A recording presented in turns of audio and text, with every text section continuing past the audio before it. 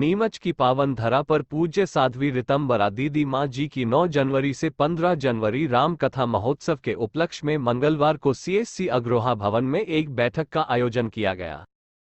जिसमें परम पूज्य दीदी माँ जी की भक्त एवं संगठन मंत्री आदरणीय सत्यप्रिया दीदी ने साध्वी ऋतंबरा जी की कथा को भव्य रूप देने के लिए प्रचार प्रसार करने का सभी शहरवासियों से आग्रह किया। उक्त बैठक में व्यापारी संघ अग्रवाल ग्रुप एवं वात्सल्य सेवा समिति के संयुक्त तत्वाधान में समाजसेवियों व व्यापारी बंधुओं के साथ आम नागरिकों ने सम्मिलित होकर बैठक को सफल बनाया। नहीं अपितु नीमच के आसपास संपूर्ण क्षेत्र का सौभाग्य नहीं बल्कि परम सौभाग्य है कि पुनः इस क्षेत्र को राम कथा के भाव से पूज्य दीदी माँ जी रंगने के लिए आ रहे हैं कि जब हम राम कथा को सुनते हैं तो उस कथा के माध्यम से हम सबके जीवन में रामत उतर आता है। और पूज्य दीदी माँ जी की वाणी तो साक्षात सरस्वती की वाणी है। बहुत बार हम वाणी से बोलते हैं और वो कान तक सीमित रह जाता है, पर पूज्य दीदी माँ जी की वाणी तो हृदय से निकलती है और हृदय में ही दस्तक देती है। हम सबका सौभाग्य होगा कि 7 दिन तक उनकी चरण में बैठ करके उनके श्री मुख से निकली उस राम गंगा में निमज्जन करके हम सब धन्य होंगे, पावन होंगे। और यह आयोजन के सूत्रधार हमारे आदरणीय संतोष जी चोपड़ा, अनिल जी बने हैं। हमारे प्रहलाद जी चूँकि इस वात्सल्य ग्राम के साथ वर्षों से जुड़े हुए हैं, वे सब इस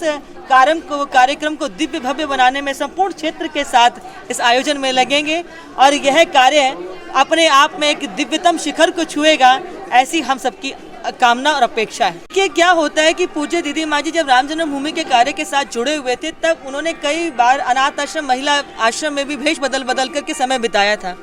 उनके हृदय में वो वेदना हुई कि जिस देश में पशुओं के भी नाथ पशुपति नाथ हैं, जहाँ नाथों के नाथ द्वारिका नाथ हैं, उस देश में कोई अनाथ कैसे हो सकता है। किसी देवकी की कोख मिल गई और यदि किसी यशोदा की गोद मिल जाए तो बच्चा भी कान्हा की तरह प्रेम पा सकता है। उस भाव पर दीदी माँ जी ने कार्य करना शुरू किया और जब काम किया तो समझ में आ गया कि 2 रोटी देना बड़ी बात नहीं है, किसी को 2 रोटी कमाने लायक बनाना ये बड़ी बात होती है। तो पूज्य दीदी माँ जी के आंगन में जो बच्चा आया, वो आया तो जो था पालने में, पर उसको पालकी में बैठाने तक की यात्रा पूज्य दीदी माँ जी के द्वारा हो रही है। 30 वर्ष पूर्व लगभग इस वात्सल्य के कार्य को उन्होंने प्रारंभ किया था। आज वो बच्चे पढ़ लिख के योग्य बने हैं। कोई डॉक्टर है, कोई इंजीनियर है, कोई आर्किटेक्ट है, कोई फैशन डिज़ाइनिंग में है, कोई CA कर रहा है। ऐसे अनेक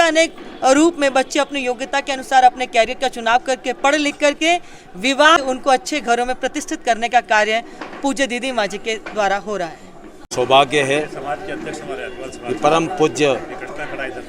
साध्वी दीदी माँ ऋतंबरा जी की कथा 9 से 15 जनवरी को नीमच में होने जा रही है और उसकी तैयारियों को लेकर आज यह बैठक यहाँ पर हमारी परम आदरणीय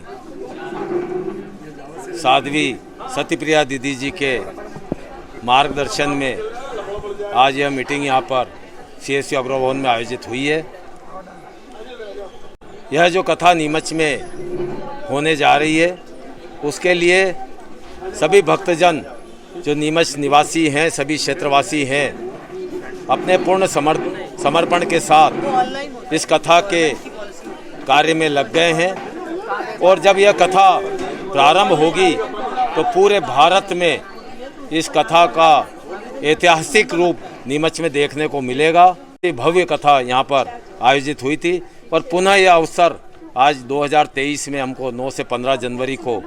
यहाँ पर यह आया है और हम सब क्षेत्रवासियों के लिए यह हम सब के लिए परम सौभाग्य की बात है कि दीदी माँ जी के श्री मुख से हम सब